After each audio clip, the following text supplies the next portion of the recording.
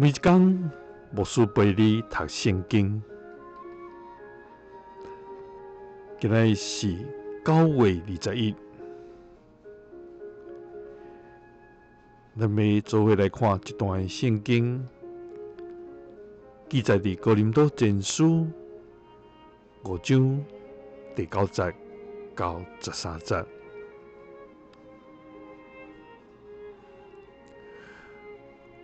我真寄互恁的批，有境界，恁毋通甲淫乱的人来往。我毋是指即世间遐淫乱、贪婪、诈欺、甲拜偶像的人。若毋是离开即个世界，就袂当无甲遮的人来往。我当安尼写，是讲毋通甲遐自称基督徒，确实淫乱、贪婪、拜偶像、诽谤别人、酒醉，也是诈欺的人来往。连甲遮的人共倒食饭，就毋通。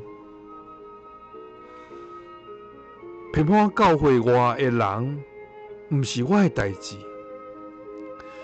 上帝会甲因审判。恁敢毋是着批判教会内的人？圣经有记载，着对恁中间将邪恶的人开除。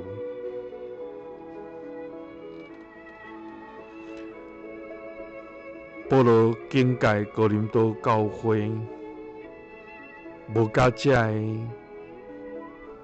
淫乱的人来往，毋是指教会外的人，咱是咧讲，伫教会内有一寡人，伊自称是基督徒，总是伊的行为是比外口遐个无信主的人搁较无好，包括淫乱、贪婪、拜偶像、诽谤别人、酒醉、诈欺遮个。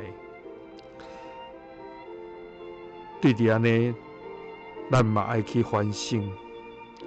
咱常常咧批判别人，咧批判教会外的人，总是咱敢有看见咱家己的歹。求主帮咱，互咱常常省察咱家己，互咱会通甲基督徒的名来相配合，互上帝名受高举、得荣耀。